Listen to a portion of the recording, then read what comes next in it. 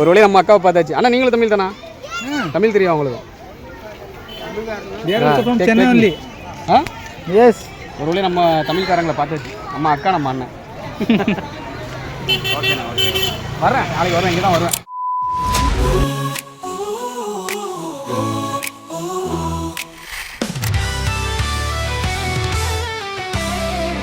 உலகத் தமிழர்கள் அனைவருக்கும் வணக்கம், அஸ்ஸலாமு அலைக்கும்.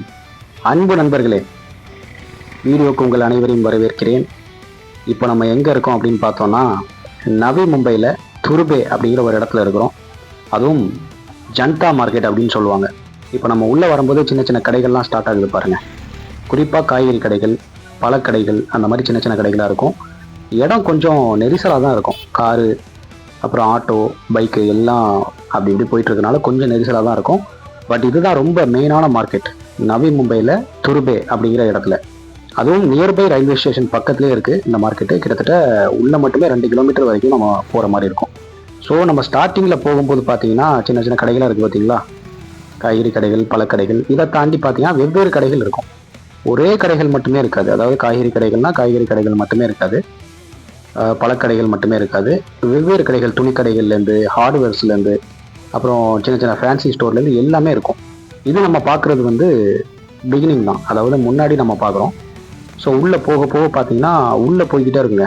ஸோ இன்றைக்கி ஃபுல்லாக நம்ம இதை தான் பார்க்கலான்னு இருக்கிறோம். வாங்க வீடியோக்குள்ளே போகலாம்.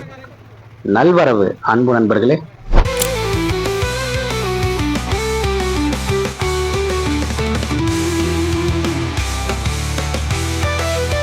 ஸோ மும்பையில் வாழக்கூடிய பல தமிழர்கள் இருக்காங்க. ஸோ அதனால் நம்ம உள்ளே போகும்போது என்னெல்லாம் இருக்குது, அதாவது இந்த மார்க்கெட் வழியாக போகும்போது என்னெல்லாம் இருக்குது, என்னென்ன கடைகள் எப்படிலாம் செயல்படுது அப்படிங்கிற காட்டுறதுக்காக தான் உங்களுக்கு இந்த வீடியோ நான் பகிர்றேன். அது மட்டும் இல்லாமல் நான் ஆஃபீஸ் போகிறது இந்த ஜனதா மார்க்கெட் வழியாக தான், அதாவது வாக்கபிள் டிஸ்டன்ஸ் தான். இது வழியாக நம்ம போனோம்னா லாஸ்ட்டாக ரயில்வே ஸ்டேஷன் முட்டும். அந்த ரயில்வே ஸ்டேஷன் சப்வேக்குள்ளே இறங்கி அதுக்கப்புறம் நம்ம மேலே ஏறும்போது ஆப்போசிட் ரோடு வரும். ஸோ இப்படியே அது ரொம்ப லாங்காக போயிட்டுருக்கும். அந்த ஆப்போசிட் ரோடு வந்ததுக்கு அப்புறம் நம்மளுடைய ஆஃபீஸ் அங்கே தான் இருக்குது. ஸோ அது வரைக்கும் நான் உங்களுக்கு இந்த வீடியோ காட்டலான்னு இருக்கேன். அப்படியே நீங்களே பொறுமையாக பாருங்கள், பார்த்தீங்கன்னா தெரியும் என்னென்ன கடைகள் இருக்குது. ஸோ அந்த கடைகளில் வந்து மக்கள் கூட்டம் இப்போ கம்மியாக இருக்கலாம் மேபி. அது எப்போ அதிகமாகும் அப்படின்னா சனி ஞாயிறில் ரொம்ப அதிகமாகும். நம்ம இன்றைக்கி எடுத்தது பார்த்தீங்கன்னா வெள்ளிக்கிழமை நம்ம எடுக்கிறோம்.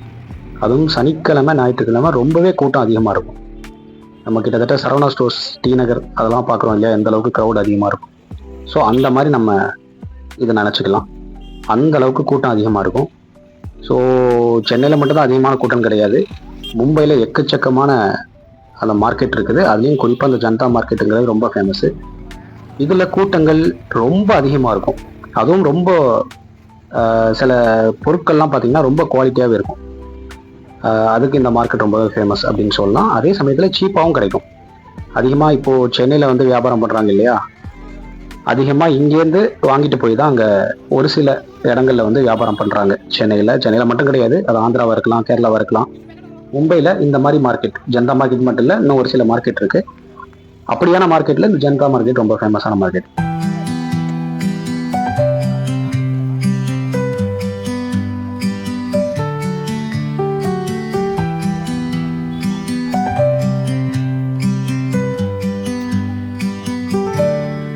அப்படியே பாருங்க நீங்களே எந்த அளவுக்கு உள்ள ஜோரா இருக்கு பாருங்க. அதுவும் நைட் வியூ நான் எடுத்தது.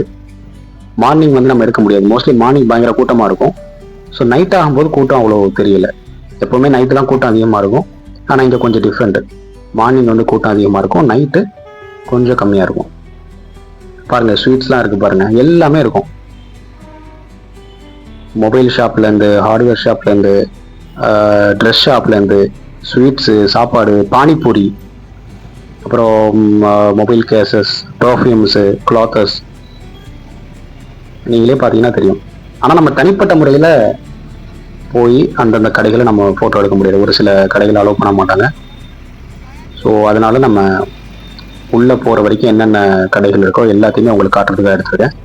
ஸோ மும்பை பற்றி அறியாதவங்க, குறிப்பாக தமிழர்கள் இதை பார்த்து தெரிஞ்சுக்கலாம். ஆனால் மும்பையில் ஏராளமான தமிழர்கள் இருந்தாலும் மும்பைக்கே ஒரு சில தமிழர்களால் ட்ராவல் பண்ண முடியாது. ட்ராவல் பண்ண தமிழர்களும் இருக்காங்க.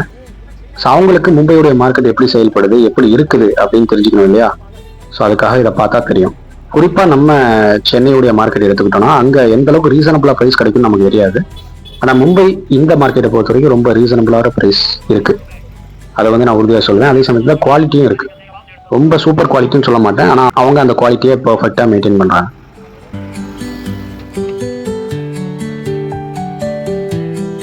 அதே மாதிரி யூடியூப் திங்ஸ், மைக்காக இருக்கலாம், இல்லை லைட்டாக இருக்கலாம், இல்லை கேமரா ஸ்டாண்டு, எல்லாமே இந்த மார்க்கெட்டில் இருக்குது. ஸோ துணிக்கடைகள் மட்டும் கிடையாது, அதை தாண்டி நான் சொன்ன மாதிரி பல்வேறு கடைகள், ஸ்வீட்ஸ் கடைகளாக இருக்கலாம், இல்லைன்னா ஹார்ட்வேர்ஸாக இருக்கலாம், நான் சொன்ன மாதிரி யூடியூப் திங்ஸ் வாங்கக்கூடிய அந்த மொபைல் கேசஸ் எல்லாமே இருக்குது. ஸோ போனால் தெரியும், சின்ன சின்ன பொருட்கள், செருப்பு கடையிலேருந்து, ஷூ கடையிலேருந்து, சாக்ஸு, வளையல், ஃபேன்சி ஐட்டம்ஸ் எல்லாமே இருக்குது பாருங்கள். ஸோ எல்லாமே அந்த சந்துக்குள்ளே தான் வச்சுருப்பாங்க. ஆனால் ரொம்ப நான் சொன்ன மாதிரி ரொம்ப நெரிசலாகவே இருக்கும். பொதுவாகவே மும்பையை பற்றி உங்களுக்கு தெரியும் எந்த அளவுக்கு டிராஃபிக் அதிகமாக இருக்கும் அப்படிங்கிறது. அதுவும் இந்த மாதிரி சின்ன சின்ன இடங்கள்ல ரொம்பவே டிராஃபிக் அதிகமாக இருக்கும். அதையும் தாண்டி மக்கள் இங்கே வந்து வியாபாரம் பண்ணிட்டு இருக்காங்க.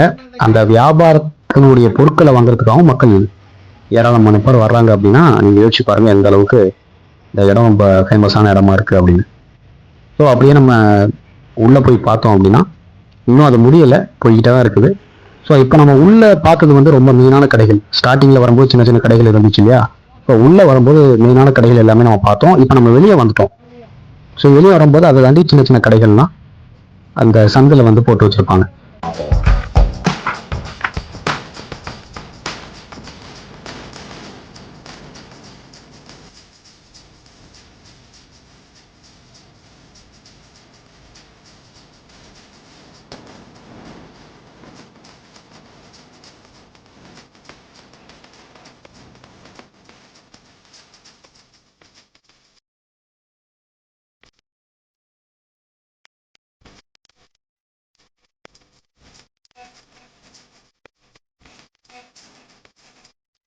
இப்போ நம்ம உள்ள என்ட்ரி ஆகிறது எங்கே அப்படின்னு பார்த்தீங்கன்னா, நான் சொன்ன மாதிரி ரயில்வே ஸ்டேஷன் சொன்னேன் இல்லையா, நியர்பையில் இருக்குன்னு, அந்த ரயில்வே ஸ்டேஷனுக்குள்ள தான் என்ட்ரி ஆகும்.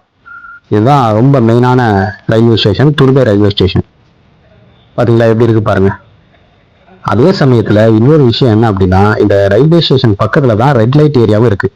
உங்களுக்கு நல்லாவே தெரியும் மும்பை ரெட் லைட் ஏரியானா என்ன அப்படின்னு. இந்த ரயில்வே ஸ்டேஷன் பக்கத்துலேயே இருக்குது. ஸோ மோஸ்ட்லி நைட்டு 11 o'clock தாண்டி அந்த மாதிரி நான் ஆஃபீஸ் முடிச்சு வரும்போதே இங்கே வந்து ரெட் லைட் ஏரியா ஸ்டார்ட் ஆகிடும். ஸோ அதை தாண்டி இங்கேருந்து உள்ளே போகிறது வந்து சேஃப் கிடையாது.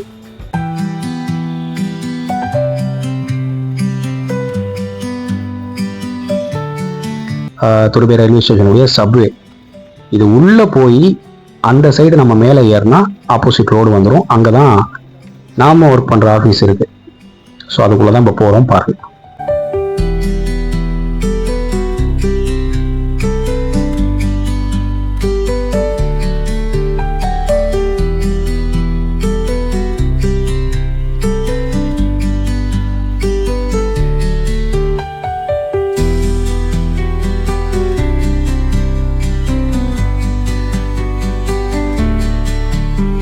ஒவ்வொன்றும் ஒவ்வொரு ரூட்டுங்க. இப்போ ஒவ்வொரு ஸ்டெப்ஸாக காட்டினேன் இல்லையா, ஒவ்வொன்றும் ஒவ்வொரு ரூட்டில் ரயில்வே ஸ்டேஷன் ட்ரெயின் வரக்கூடிய இடங்கள் இருக்குது.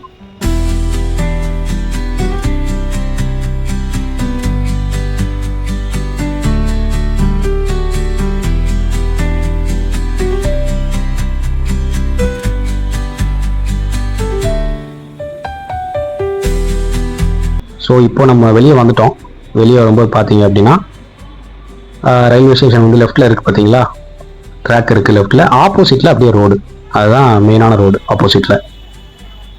இதுதான் மெயின் துர்பே. ஸோ இப்போ நம்ம உள்ளே போகிறோம், வெளியே வரோம். உள்ளே இருந்து வெளியே வரோம். வெளியே பாருங்கள் எந்த அளவுக்கு டிராஃபிக் இருக்குது பாருங்கள். இன்னொரு விஷயம் என்னென்னா, இங்கே இருந்து ஆப்போசிட்டில் மாறுறதுக்கே ரொம்ப கஷ்டம், அந்த அளவுக்கு டிராஃபிக் இருக்கும். அது மட்டும் இல்லாமல் ஆக்சிடெண்ட் வந்து நிறைய ஆகியிருக்கு இந்த இடத்துல. ஸோ ரொம்ப கேர்ஃபுல்லாக தான் நம்ம கிராஸ் பண்ணி போகணும். ஸோ ட்ரெயின் வருது பாருங்கள் லெஃப்டில், சொன்னேன் இல்லையா, இதுதான் மெயின் துர்பே ரயில்வே ஸ்டேஷன். ட்ரெயின் வருது பாருங்கள், லோக்கல் ட்ரெயின். ஸோ அப்படியே ஆப்போசிட்டில் பார்த்தோம் அப்படின்னா மெயின் ரோடு வந்துருச்சு. மார்னிங் பயங்கரமான டிராஃபிக் இருக்கும், நைட்டும் டிராஃபிக் இருக்கும். பட் மார்னிங் வந்து நான் பார்த்த வரைக்கும் ரொம்ப பயங்கரமான டிராஃபிக். அங்கே தெரியுது பாருங்கள் மேலே அரிஹண்ட் ஆரா, அதுதான் நம்ம ஒர்க் பண்ணுற டவர். அது உள்ளதான் நம்ம ஆஃபீஸ் இருக்குது. ஸோ இதை நம்ம இப்போ கிராஸ் பண்ணி போக போகிறோம். ஸோ இப்படி தான் மக்கள் கிராஸ் பண்ணுவாங்க. ஏன்னா அங்கே லைட் எதுவுமே கிடையாது, மெயினாக சிக்னல் லைட் எதுவுமே கிடையாது. ஸோ அப்படியே வந்து கையை காட்டி அப்படியே ஆப்போசிட் போவோம். அப்படியே ஆப்போசிட்டில் வண்டி வரும் பாருங்க, அங்கேயே நம்ம கையை காட்டி தான் மாறுற மாதிரி இருக்கும். ஸோ இப்போ நம்ம உள்ளே போக போகிறது ஜன்கா மார்க்கெட் தாண்டி வந்தாச்சு. இங்கே இருக்கக்கூடியது ஒரு சின்ன மார்க்கெட், சந்தில் இருக்கக்கூடிய ஒரு சின்ன மார்க்கெட். அது உள்ள நிறைய சுவாரஸ்யம் இருக்குது பாருங்க. பழங்கள், அப்புறம் வந்து ரொட்டி, அப்புறம் ஹோட்டல்ஸ் வந்து நிறைய இருக்கும், சின்ன சின்ன ஹோட்டல்ஸாக இருக்கும். இது ஒரு மினி மார்க்கெட் தான். பட் நம்ம அங்கே ஜன்கா மார்க்கெட் பார்த்த மாதிரி இங்கே அதிகமாக இருக்கும் அப்படின்னு சொல்ல முடியாது. சின்ன சின்ன கடைகள் இங்கே இருக்கும். இங்கே ஒரு ஸ்பெஷல் என்ன அப்படின்னா, இது வந்து மலைக்குள்ளே இருக்குது ஆக்சுவலாக. ஆனால் இது வந்து ரொம்ப குளிர் பிரதேசம் அப்படின்னு சொல்ல முடியாது. மார்னிங் வந்து பயங்கர ஹாட்டாக இருக்கும். அட் த சேம் டைம் பார்த்தீங்க அப்படின்னா நைட்டு ரொம்ப கூல் தெரியும். இப்போ இந்த ரோடை பொறுத்த வரைக்கும் அப்படியே மேலே ஏறக்கூடிய ரோடாக இருக்கும், உங்களுக்கு பார்த்தாலே தெரியும். ஸோ அது மலைக்குள்ளே அது இருக்கிறதுனால அந்த ரோடு வந்து அப்படியே மேலே ஏறும். சரிதா? நான் சொன்ன மாதிரி இதில் ஒரு சுவாரஸ்யம் இருக்குன்னு சொன்னேன் இல்லையா, அது என்ன அப்படின்னா, இதுக்குள்ளே கொஞ்சம் தூரம் போனீங்கன்னா அங்கே கோவில் தெரியுது பாருங்க. அந்த ஆரஞ்சு கலர் காவி கலரில் ஒரு கோவில் ஒன்று தெரியுது பார்த்தீங்களா? நின்று எடுக்கிறேன் பாருங்க. இந்த கோயில் இந்த இடத்துல ரொம்ப ஃபேமஸ். இன்னொரு விஷயம் என்னன்னா, இங்க எல்லா மதத்தவர்களும் சேர்ந்து வாழ்றாங்க. குறிப்பா முஸ்லிம்கள், இந்துக்கள், கிறிஸ்டியன்ஸ் எல்லாமே சேர்ந்து வாழ்றாங்க. முஸ்லிம்களுக்கு வந்து கொஞ்சம் பெரும்பான்மையா இருப்பாங்க. ஸோ இங்க கோயில் இருக்கு, கோயிலை நம்ம காட்டுறோம் இல்லையா? ஸோ இதுல என்ன ஆச்சரியம் அப்படின்னு கேட்கலாம். அடுத்தது அப்படியே பாருங்க, இந்த கோயிலை தாண்டி நம்ம போகும்போது கோயில் லெஃப்ட் சைடில் இருக்குது, கோயில் லெஃப்ட் சைடில் இருக்குது. அப்படியே ரைட் சைடில் நம்ம பார்த்தோம் அப்படின்னா மஸ்ஜித் இருக்கும், அதாவது பள்ளிவாசல், முஸ்லீம்கள் தொழக்கூடிய பள்ளிவாசல் இருக்கும். நேராக தெரியுது பார்த்தீங்களா, அந்த லைட்டு போட்டிருக்கு பாருங்க, அதுதான் முஸ்லீம்கள் தொழக்கூடிய பள்ளிவாசல். எஸ், அந்த தெரியுது இல்லை லைட் போட்டு, அதுதான் லாஸ்ட்டாக இருக்கக்கூடிய பள்ளிவாசல். ஸோ இந்த ரோடு அப்படியே உள்ளே போகும்போது லாஸ்ட்டாக எங்கே போகுது அப்படின்னு நம்ம கேட்டோம் ஒரு நண்பர்கிட்ட. அவர் சொல்கிறாரு லாஸ்ட்டாக அங்கே ரெட் லைட் ஏரியா இருக்குது அப்படின்னு. ஆல்ரெடி நம்ம சொல்லியிருக்கோம், துருபே அந்த ரயில்வே ஸ்டேஷன் வரும்போதே அங்கே ரெட் லைட் ஏரியா ஸ்டார்ட் ஆகும். அதே மாதிரி இங்கே உள்ளே போகும்போது, இந்த பள்ளியை தாண்டி உள்ளே போகும்போது அங்கேயே ரெட் லைட் ஏரியா ஸ்டார்ட் ஆகுது. ஸோ நீங்கள் உள்ளே போகாதீங்க அப்படின்னு நமக்கு அறிவுரை பண்ணாரு. சரி, அதுக்கப்புறம் நம்ம திரும்பியாச்சு. ஸோ உங்களுக்காக.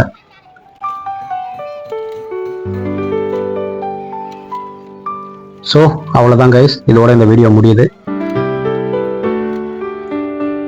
ஸோ அடுத்த முறை வேறு எதுவும் வாய்ப்பு இருந்துச்சுன்னா வேறு இடங்களை எடுத்து உங்களுக்கு நான் காமிக்கிறேன். ஸோ மெயினாக விளாக் பண்ணணும் அப்படிங்கிற நோக்கத்தில் பண்ணல, அடிக்கடி நம்ம போயிட்டு வர இடம். ஸோ இதை பற்றி தெரியாத நிறைய தமிழர்கள் இருப்பாங்க, மும்பை மார்க்கெட் பற்றி தெரியாதவங்க. ஸோ அவங்களுக்கு இது யூஸ்ஃபுல்லாக இருக்குமே அப்படிங்கிற ஒரே காரணத்துக்காண்டி தான் நம்ம இந்த வீடியோவை பகிர்ந்தது. ஸோ நம்ம சேனலை இது வரைக்கும் சப்ஸ்கிரைப் பண்ணவங்க பண்ணுங்கள். அடுத்து இதை விட சுவாரஸ்யமான வீடியோக்குள்ளே நான் உங்களை சந்திக்கிறேன். நான் ஹமீத், இது உங்கள் ஹமீத் பாயிண்ட்ஸ். நல்வரவு அன்பு நண்பர்களே.